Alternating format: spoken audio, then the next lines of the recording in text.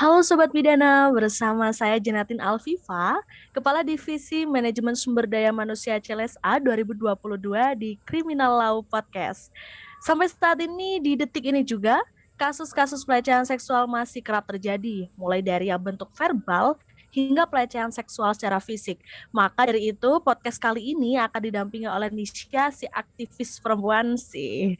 Juga merupakan anggota magang Pusat Studi Gender Universitas Jember. Sebelumnya bisa aku sapa terlebih dahulu ya. Halo Nisha. Oke, halo teman-teman CLSA. Wah, luar biasa banget. Rupa-rupanya kalau dari suaranya semangat banget nih ya untuk malam hari ini kita diskusi berkaitan dengan pelecehan dan kekerasan seksual gitu ya, Nis. Oke, semangat banget dong kalau udah ngomongin tentang perempuan. Aduh, ini apalagi kekerasan Aduh, seksual, spiritnya kerasa. gitu ya. Tapi sebelumnya aku nggak apa-apa ya manggil Nisha aja. Soalnya kalau Kak kayak kurang gitu. Jadi langsung Nisha aja karena kita kan juga seleting gitu ya. Nggak apa-apa ya Nisha ya. Iya, boleh dong. Oke, maka langsung aja nih ada beberapa pertanyaan dari teman-teman yang dikumpulin oleh CLSA gitu ya, untuk ditanyakan kepada Nisha selaku pembicara kita pada podcast kali ini. Mungkin yang pertama aku bacain dulu ya Nisha, terkait dengan latar belakang terjadinya pelecehan seksual. Wah ini basic banget ya. Jadi mungkin sebelum kita makan kacang itu kita harus kupas dulu kulitnya. Jadi emang mulai dari latar belakang dulu kali ya Nis. Gimana tuh Nisha?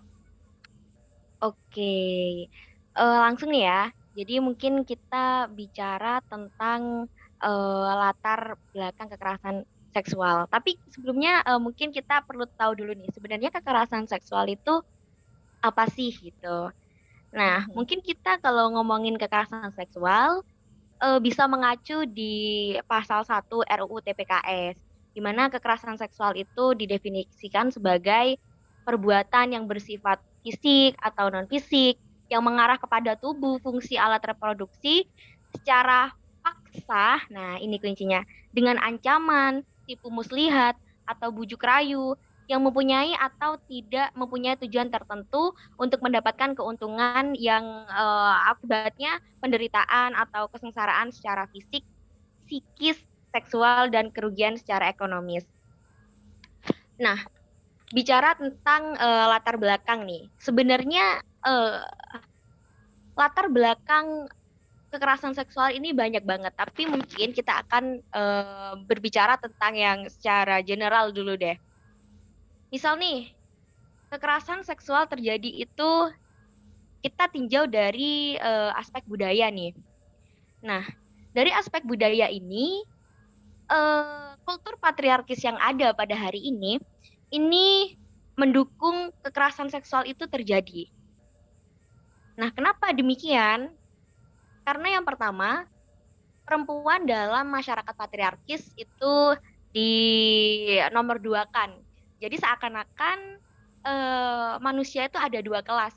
Kelas pertama yang superior adalah laki-laki, dan kelas dua adalah perempuan sebagai golongan yang lemah. Jadi inilah kenapa alasan kekerasan seksual itu terjadi dan khususnya pada golongan yang rentan, khususnya perempuan itu sendiri. Lalu kenapa juga kekerasan seksual ini terjadi?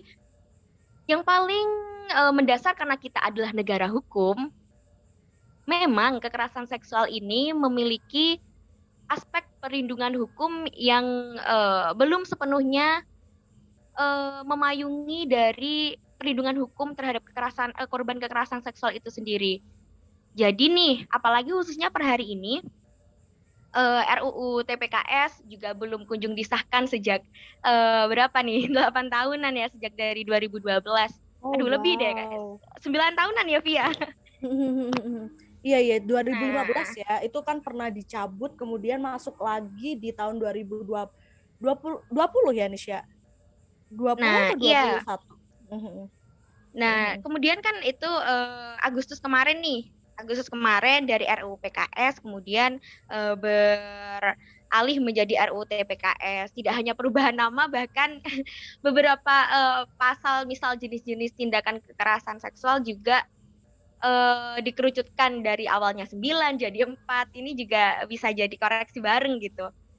Selain itu, kita udah nyorotin dari aspek budaya, mungkin terus dari aspek hukum, perlindungan hukum. Mungkin nanti kita akan bahas lebih lanjut di sub-sub selanjutnya ya.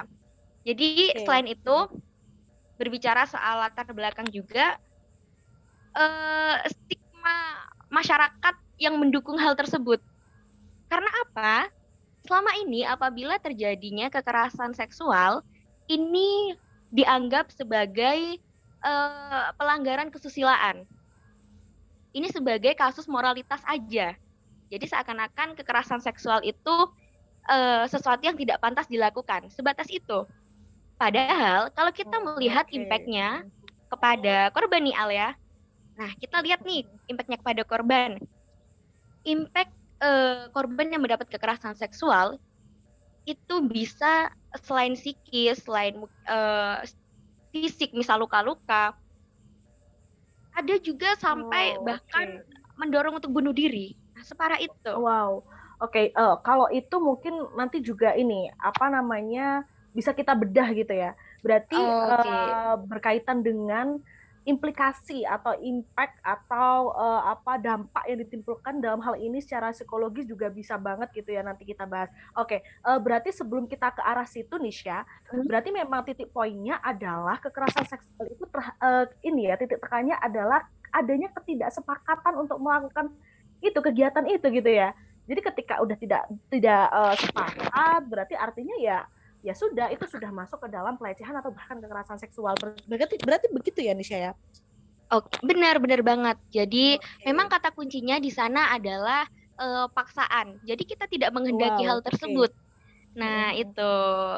Oke, Nisha. Terus kemudian nih, karena tadi kan udah clear ya, berarti memang latar belakangnya adalah tidak sepakat, tidak ada persetujuan pada akhirnya melakukan itu masuk ke dalam kekerasan seksual. Tapi aku pengen tahu nih, sebenarnya contoh-contoh daripada kekerasan seksual yang terjadi itu seperti apa aja sih gitu loh. Jadi kan kayaknya marak banget, apalagi ada pemangkasan juga. Sebenarnya seperti apa aja sih yang dikatakan pelecehan dan kekerasan seksual itu contoh-contohnya? Oke, nah ini menarik nih. Jadi kalau kita ngomongin contoh, mungkin sebelum kita mencontohkan kasus, perlu nih kita tahu terlebih dahulu sebenarnya kekerasan seksual itu apa aja. Nah, hal menarik yang kita bahas ada dua pembanding nih mungkin yang aku pakai. Jadi yang pertama kalau kita lihat RUU TPKS. Nah, RUU TPKS ini membagi kekerasan seksual itu dalam empat jenis gitu ya, 4 bentuk. Ada pelecehan seksual fisik dan non fisik, ada pemaksaan kontrasepsi, ada pemaksaan hubungan seksual dan juga eksploitasi seksual. Nah, sebelum membandingkan nih pada RUU PKS, ada beberapa koreksi nih. Satu koreksi aja deh. Kadangkala kalau kita ngomongin kekerasan seksual, kita mengidentikan dengan pelecehan seksual. Nah, memang benar pelecehan seksual merupakan bagian dari kekerasan seksual itu sendiri. Namun kekerasan seksual ini ibaratnya general, jadi nanti bentuknya akan banyak lagi. Tapi kalau pelecehan seksual, nah pelecehan seksual ini lebih kepada tindakan yang merendahkan atau memiliki efek kita tidak menghendaki hal tersebut, tapi dilakukan baik itu fisik maupun non fisik. Itu memang sederhananya. Nah, untuk penjelasan lebih lanjutnya ada di RUU TPKS. Nah, di mana pelecehan seksual ini juga merupakan satu hal yang lumayan tinggi kasusnya di Indonesia, Alfi. Khususnya di ranah transportasi umum nih. Nah, ini mungkin penting juga buat teman-teman menyadari, jangan-jangan selama ini teman-teman menjumpai pelecehan seksual itu karena ini cukup tinggi gitu angkanya, Alfi. Nah, misal nih siulan mengintip, sederhana ini ya? Tapi itu iya benar, itu juga melecehkan. Iya. Pelecehan benar. Nah, kemudian beda lagi kalau kita berbicara RUU PKS. Kalau pada RUU PKS sendiri itu ada 9 bentuk kekerasan seksual. ada pelecehan seksual, perkosaan, pemaksaan perkawinan, Iya. pemaksaan kontrasepsi, Lebih gede ya. pemaksaan. Mm, mm. Iya, lebih banyak jenisnya. Oh, oke. Jadi Tapi pelecehan itu lebih kepada sebuah ini ya, jatuhnya lebih kepada penghinaan juga gitu ya, Nisha ya. ya betul. Mungkin untuk pelecehan seksual ini bisa dikatakan taraf bukan ringan ya, tapi yang banyak dijumpai gitu, itu pelecehan seksual. Tapi kita Oh, juga, oke. tapi kita juga pemaksaan hubungan seksual mungkin karena kita udah menginjak dewasa juga perlu paham Mhm. bahwasanya Iya. pemaksaan kontrasepsi. Nah, ini juga penting. Pemaksaan Mhm, mhm. kontrasepsi itu juga merupakan bentuk kekerasan seksual loh. Nah, ini Oh, iya, iya, iya. Diatur juga ya di undang-undang itu ya, rancangan undang-undang. Oke. ya rancangan undang-undang yang Iya, tidak ya itu kunjung maksud saya. disahkan. Iya, Agak sarkas tapi ya, ya iya, sudah ya. Iya, kita sebagai akademisi juga apa namanya mengupayakan untuk selalu mengadvokasi ya walaupun tetap itu ujung-ujungnya juga ditentukan oleh pemerintah, oleh si pembuat undang-undang begitu ya. Oke, ngomongin terkait dengan pelecehan Nisha, ternyata memang ini ya kalau aku lihat dari contoh-contoh daripada pelecehan seksual ternyata ini memang hal-hal yang emang kita nggak duga sebelumnya karena mungkin kita sebenarnya itu nggak nyaman tapi kita nggak bisa mengejawantakan itu artinya sebenarnya pelecehan seksual ini tidak disadari kadang gitu loh oleh si korban misal nih dilakukan sebuah siulan kemudian hal-hal yang tadi kamu sebutkan itu sebenarnya kadang-kadang orang itu nggak ngerti gitu ya kalau misalnya sedang dilecehkan itu banyak banget gak sih Nisha jadi nggak aware terhadap dirinya sendiri gitu. iya. Tapi sebenarnya memang karena ini juga mungkin Alfi. Mm-mm. Eh, Kadang kita sedang bingung mendefinisikan gitu. Nah, sedang Nah, kita bingung meraba-raba apakah ini pelecehan, mm-mm. apakah ini kekerasan seksual. Maksudnya apakah Oke. ini sesuatu yang emang harus ditentang, apakah ini juga melanggar hukum. Nah, kita seringkali masih berada Mm-mm. pada taraf tersebut karena Mm-mm. seperti kita tahu, misal catcalling itu masih jadi hal yang banyak dilakukan di jalan-jalan, Iya, di iya. Heeh. ya. Tapi kalau misalnya nih kita eh, bertanya gitu ya dari aspek hukum mungkin ya, karena nyinggung sedikit nih. Kenapa sih kadang kita mikir hukum di Indonesia ini sepertinya nih, nah tidak memihak pada kepentingan korban gitu. Memang benar, kalau kita ngomongin keadilan, kita juga ngomongin asas praduga tidak bersalah pada tersangka.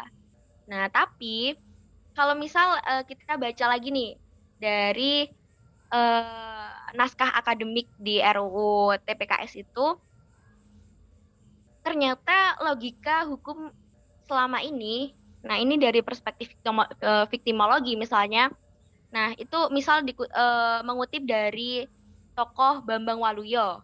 Nah, memang beliau ini melihat penyebab seorang menjadi korban karena berbagai alasan di mana ada kealpaan, ketidaktahuan, kekurangan hati-hatian, atau bahkan kesialan korban.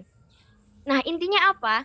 Pandangan-pandangan yang cenderung menggali hubungan sebab akibat adanya kejahatan dengan perilaku korban ini relatif kuat terjadi di Indonesia.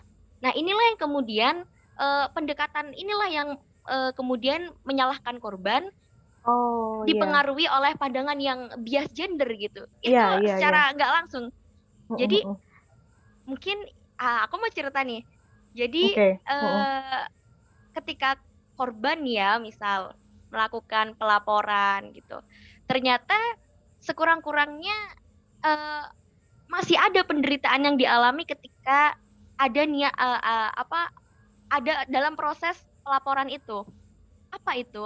Ternyata dari penegak hukum itu sendiri gitu.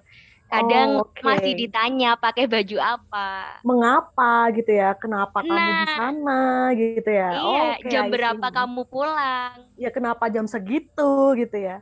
Padahal Latar belakangnya orang apa? Iya. oke masih jadi korban, masih dikorbankan, ditanya-tanya pula. Iya, Padahal benar. ngomong aja itu susah banget ya, Nisha. Ya, benar. Itu Wow. nah karena ini tadi berdasarkan naskah tersebut, naskah akademik tersebut memang dipaparkan Mm-mm.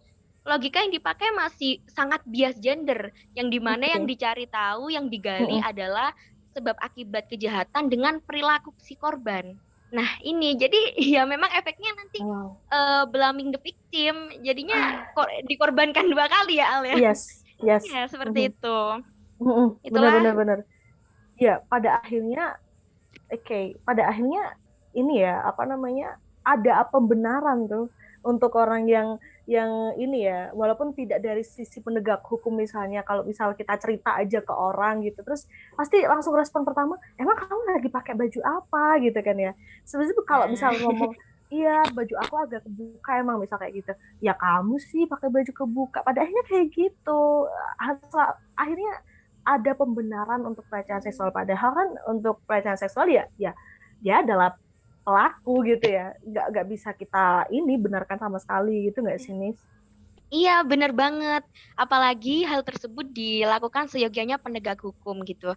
Kadang aku juga masih merasa ada yang kurang gitu dengan proses peradilan di Indonesia tentang kekerasan seksual ini. Karena begini, korban ketika mengalami kekerasan seksual ini kan traumatik gitu ya, Alfi. Tapi harus menjelaskan cerita berulang-ulang. Iya, Ketika melakukan benar-benar. pelaporan, dia harus cerita kronologisnya. Saat ada di meja pengadilan pun harus kembali menceritakan kronologinya. Ini aku rasa juga kita perlu ada fokus juga ke sana gitu. Iya. Karena Mm-mm. mengingat dampaknya secara psikis juga besar ya. Ini Oke, juga oke. yang kemudian Mm-mm. membuat korban-korban itu mempertimbangkan banget untuk melapor. Nah, ini bagus Mhm. banget nih kalau kita bahas Mhm. nih. Mhm. Oke, karena kamu udah nyepil nih, Syah, sebenarnya ini sih, apa sih dampak secara psikologis itu seperti apa aja selain traumatik gitu ya. Jadi kalau misal emang di apa terdapat peristiwa seperti itu emang traumatik ya, tapi lebih daripada itu ada lagi nggak sih Nisha, dari dampak psikologis hasil dari peristiwa yang pelecehan dan juga kekerasan seksual itu? Oke. Nah, sebenarnya kalau kita ngomongin dampak nih, nah mungkin kalau dampak psikologis traumatik, terus tidak produktif, bahkan sampai mengganggu kinerja, pada akhirnya dampak kekerasan terhadap korban ini kira-kira ada tiga gitu ya. Ada dampak kesehatan fisik dan juga psikis. Nah, ada dampak pada pemenuhan hak asasi dan juga relasi sosial. Kenapa aku bicara seperti ini? Nah, karena masyarakat memperburuk kondisi yang dialami korban. Nah, Oke. reaksi masyarakat terhadap korban kekerasan seksual seakan-akan ini menganggap aib. Oh Itu. ya, ya, ya, I see. Nah, itu mungkin yang kedua. Tapi sebelum ke yang ketiga, mungkin aku bisa ngasih pandangan nih. Jadi kenapa Oke. sih kok perempuan ini ketika ada kekerasan seksual, kemudian dia menjadi korban, perempuan dianggap aib gitu. Nah, karena memang di Indonesia ini perempuan, bukan di Indonesia tapi di kultur patriarkis itu sendiri, perempuan Oke. ini dianggap sebagai simbol kehormatan dan juga kesucian. Jadi seakan-akan ketika dia Oh, menjadi korban wow. kekerasan seksual, yaitu aib. Dan makanya aku juga heran kadang waktu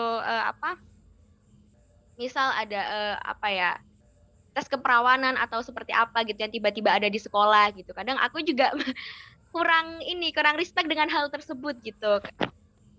Nah, tapi kepada laki-laki apa bentuk ini? Apa bentuk Ya nggak ada, tesnya nggak gitu ada, kan? Ya nggak ini ada gimana masa dengan masyarakat yang nggak ada. masih bias gender. Nah, mungkin kalau kita ngomongin beralih ke dampak lagi nih Alia. Oke, oke. Nah, ini nih dampak ekonomi. Eh Wow, itu ada ngaruh ya. ngaruh banget Al. Ngaruh Oke, banget. Ini justru baru tahu. jadi pertimbangan yang cukup besar kenapa orang-orang korban kekerasan seksual enggan melapor gitu. Oh, oke. Jadi di dampak ekonomi nih ya, ketika orang misal ada relasi kuasa di dalamnya. Nah, ada relasi kuasa. Yes. Oke. Misal seorang pimpinan yang melakukan pelecehan atau yang melakukan kekerasan seksual kepada karyawannya gitu. Kenapa sih karyawan kemudian enggan melapor? Karena relasi kuasa yang dimiliki pimpinan, dia bisa mengancam, dia Hmm. kemudian bisa Hmm. mengintimidasi, diancam dipecat. Akhirnya apa? Pekerjaan menjadi tidak produktif dan juga ya sudah akhirnya memilih untuk seakan-akan tidak ada apa-apa. Selain itu, ini juga nih, pada dampak ekonomi, korban kekerasan seksual kan Oke. kita melalui proses jalur hukum nih, perlu Iya, iya. mengeluarkan biaya Ya buat dari visum. penyidikan. Oke. Nah, benar. Iya, dari penyidikan sampai pengadilan itu kan membutuhkan Oke. biaya. Nah, ini juga merupakan dampak ekonomi yang harus difikirkan ke depan. Oke. Jadi, perempuan miskin akan korban kekerasan seksual, perempuan ataupun laki-laki nantinya, yang miskin akan menyebabkan keluarganya menjadi lebih miskin atau keuangannya akan Yes. menjadi lebih buruk. Itu dampak ekonominya, gitu. Bener banget. Masih banyak Karena lagi, mungkin ya. psikolog aja itu juga bayar ya. Jadi aku pernah dengar itu. Jadi kalau misal karena kita juga orang hukum ya, itu kalau namanya bukti kita kan nggak hanya cukup hanya sebatas cerita aja ya Nisha, tapi lebih daripada itu kita juga harus menyertakan visum, kemudian keterangan daripada psikolog dan itu memang membutuhkan biaya yang nggak dikit gitu loh. Dan memang berarti kalau kita bisa menyimpulkan kompleks banget ya untuk dampak daripada kekerasan seksual dan pelecehan seksual ini gitu ya Nisha. Tapi gini Iya, nih, apakah hanya karena apa ya? Sebenarnya nggak hanya ya, tapi kita kan melakukan kegiatan untuk apa ya penyadaran atau apa ya kita saling sharing kepada teman-teman bahwasanya apa namanya pelecehan dan kekerasan seksual itu seperti ini loh, kamu harus gini-gini dan pun kalau misalnya memang itu pernah terjadi di diri kamu ya ayo kita apa namanya saling ini apa namanya lapor gitu ya terus kemudian kita cari solusinya bareng-bareng tapi kenapa sih sampai dengan sekarang walaupun sudah gencar kayak hotline terus kemudian juga banyak pusat-pusat yang sebenarnya ini ya Nisha pusat layanan apa kekerasan seksual juga sebenarnya aku rasa di tataran kampus pun itu banyak banget bahkan kalau kita lihat kemarin itu kan ada Permendikbudristek nomor 30 tahun 2021 yang menjadi payung hukum untuk kekerasan seksual di area kampus ya itu kan sebenarnya sudah bagus banget mengakomodir gitu terkait dengan kekerasan seksual ini. Tapi memang poinnya adalah letak daripada pengungkapan ini si korban terkait dengan kekerasan seksual yang terjadi itu loh Nisha. Itu yang memang sulit.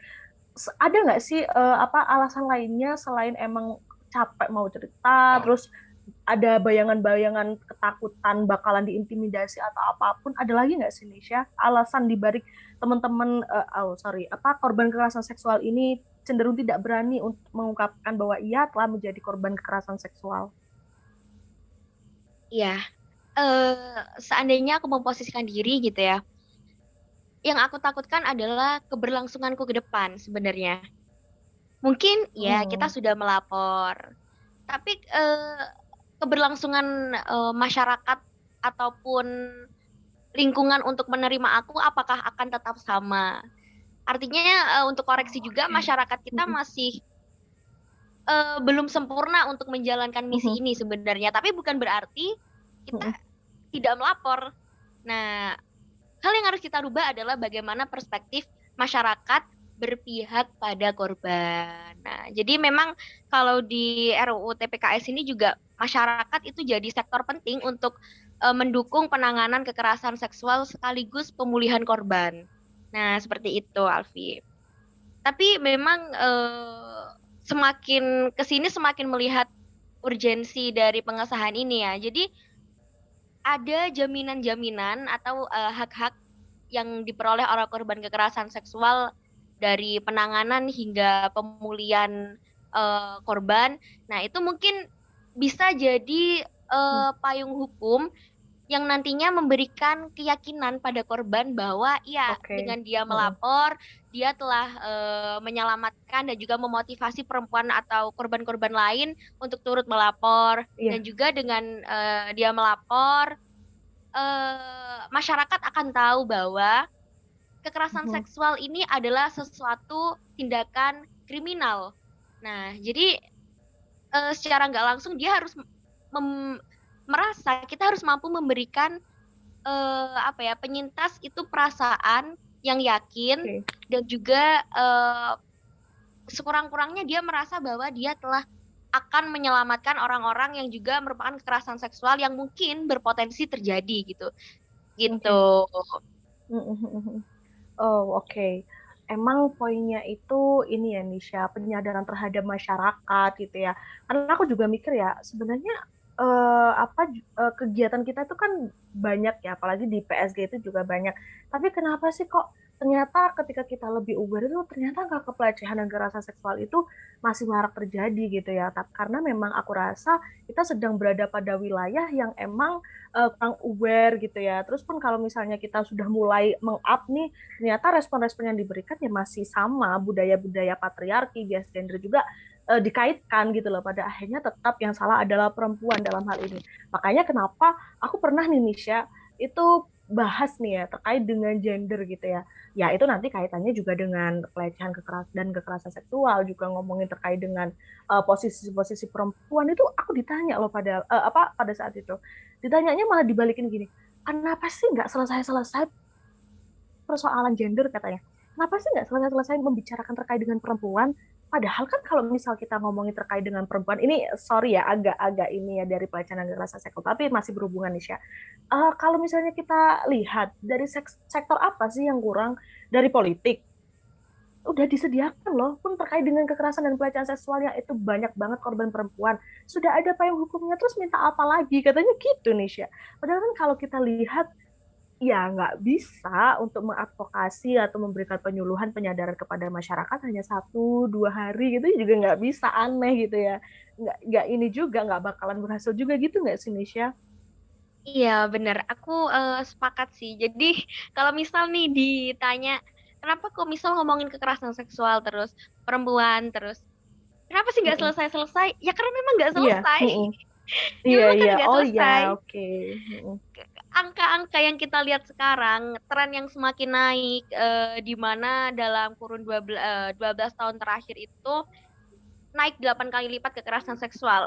Bagi saya pribadi ini apa ya? Angka-angka ini bukan sebenarnya yang terlihat di realitas gitu. Survei itu bagi saya memang mencerminkan angka-angka yang target yang disurvei gitu. Tapi ini bukan mencerminkan benar-benar keadaan realitas seperti itu. Bahkan saya melihat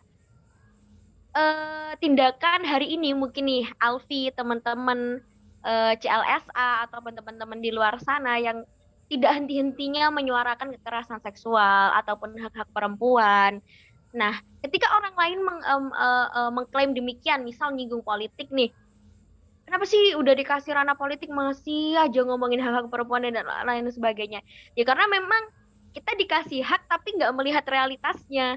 Kita dikasih Mm-mm. kuota politik gitu ya, perempuan dalam ranah politik, tapi Oke. nggak melihat dana kampanye itu tinggi gitu. Dan perempuan dalam posisi kultur patriarki, Oke, mereka masih wow. harus dituntut untuk Mm-mm. ngerjain Mm-mm. pekerjaan rumah dan Mm-mm. akhirnya tidak maksimal berkarir. Misal itu hal sederhana sebenarnya. Jadi Oh, ya kurang oke. lebih gitu, Alfi. Oh, oke. Jadi gini ya, apa namanya Nisha, kalau ngomongin terkait dengan politik dikasih 30%, jadi persoalannya bukan karena perempuan, bukan tanpa alasan perempuan nggak mau untuk apa namanya, istilahnya itu memenuhi kuota tersebut, tapi memang tetap balik lagi ngomongin terkait dengan budaya patriarki itu tadi gitu ya Nisha. Yes, Aduh, bener-bener betul.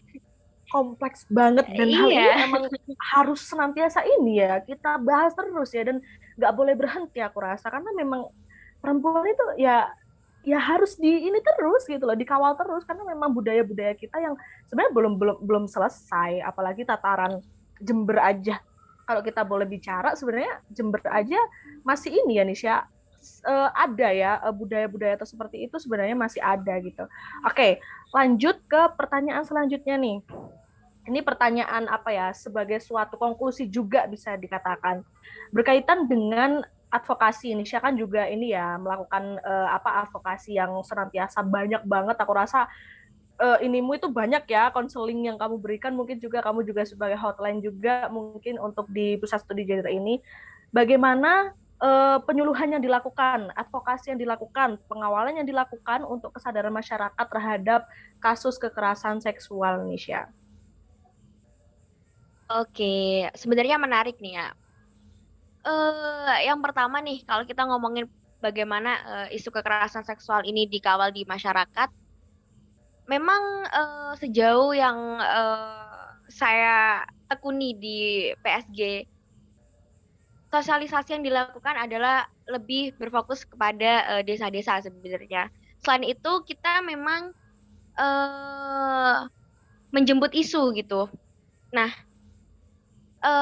dan juga tipikal advokasi, karena emang kesulitannya gini juga kadang Alfi.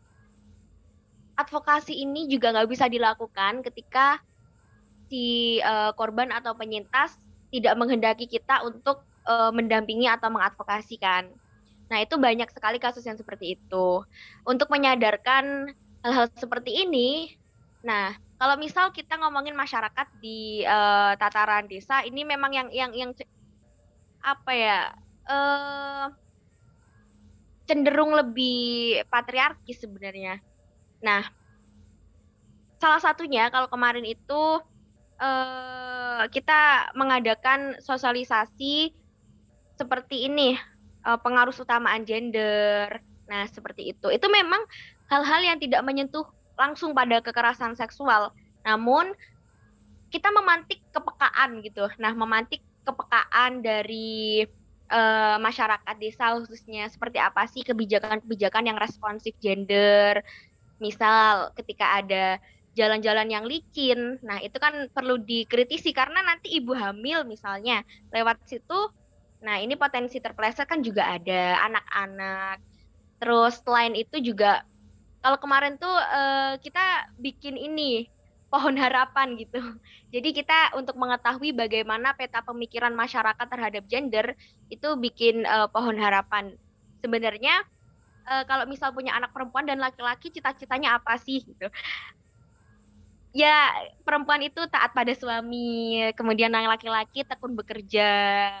Seperti itu. Jadi memang eh, sulit untuk menyentuh masyarakat desa daripada masyarakat di tataran kota, khususnya di kota-kota yang memang basis mahasiswanya banyak, misal di tataran Jember kota Oke. gitu ya. Di desa ini lebih lebih Lebih sulit gitu ya. lebih ada tantangannya. Kalau misal di ranah Hmm. mahasiswa sendiri gitu ya, aku rasa pergerakan mahasiswa per hari ini itu sudah cukup baik gitu, meskipun belum menyentuh kata sempurna, tapi kemasifannya perlu Oke. diapresiasi sangat tinggi karena Iya. karena Mm. inilah juga angka-angka survei menunjukkan tren kenaikan kasus kekerasan seksual menurutku adalah karena eksistensi kita menyuarakan bahwa kekerasan seksual itu perlu dilaporkan, Iya. kekerasan Iya. seksual itu tidak bisa diselesaikan dengan jalan damai. Iya. Ini keberhasilan kita ini tercermin pada tren angka pelaporan kekerasan seksual tersebut. Jadi Oh, kekerasan seksual oke. itu bukan semakin hari semakin naik, tapi semakin hari semakin berani melapor. Kalau menurutku gitu Buka. sih Iya. sebenarnya. Iya.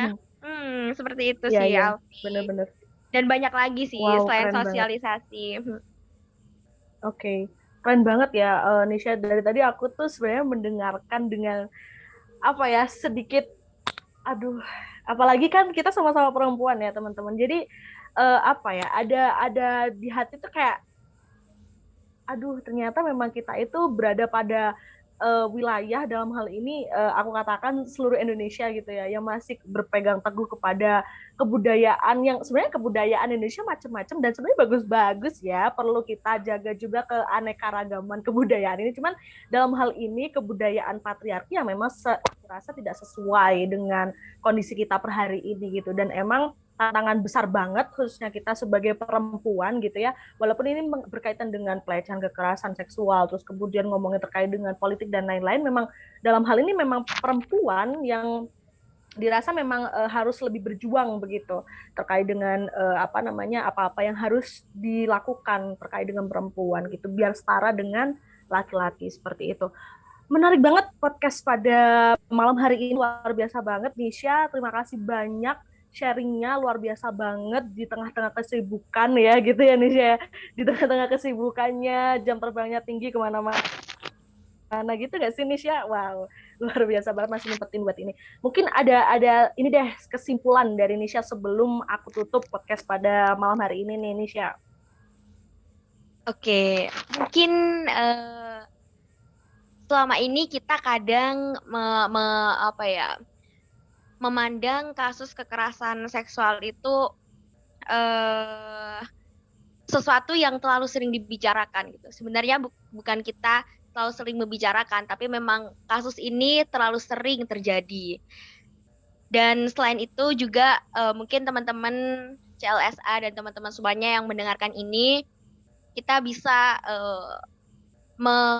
membandingkan bagaimana prinsip keadilan itu dengan prinsip kepedulian dari Gilligan misalnya, bagaimana kita membedah logika hukum positif saat ini yang tidak selalu membuahkan keadilan bagi korban terutama, dan masih banyak hal lagi yang perlu kita koreksi. Dan mari tetap suarakan dan kawal RUU TPKS demi perlindungan dan juga rasa aman bagi seluruh masyarakat Indonesia, baik perempuan maupun laki-laki, karena itulah spirit kita dan itulah hak konstitusional yang senantiasa kita miliki dan harus kita perjuangkan gitu. Siapapun kalian, apapun gendernya, apapun kalian laki-laki ataupun perempuan, dimanapun kalian berada gitu. Nah, kita semua adalah sama-sama manusia yang seharusnya saling menghormati satu sama lain, dan juga kita sama-sama mengawal hak satu sama lain gitu. Mungkin itu sih Alfi, aku Keren banget. Wow, ini calon-calon apa Nisha? Cita-citamu jadi presiden RI nomor berapa Nisha? Enggak ya? Aman ya? Menteri Perempuan, bisa Menteri apa? Menteri apa nih? Oke, oke teman-teman. Oke teman-teman CLSA, itu tadi pemaparan, bukan ya, sharing ngobrol terkait dengan pelecehan dan kekerasan seksual yang ada di Indonesia. Luar biasa banget bersama Nisha dan juga Alfi di sini, keren banget. Mungkin itu dulu podcast kita, dan next time kita bisa ngobrol lagi ya Nisha, diskusi lebih lanjut berkenaan mengenai pelecehan kekerasan seksual atau bahkan terkait dengan hal-hal yang ngomongin terkait dengan gender begitu ya. Oke, segitu dulu teman-teman. Aku akhirin. Aku Alfi selaku kepala divisi manajemen sumber daya manusia CLSA pamit undur diri. Thank you teman-teman. Terima kasih Nisha. Bye semuanya.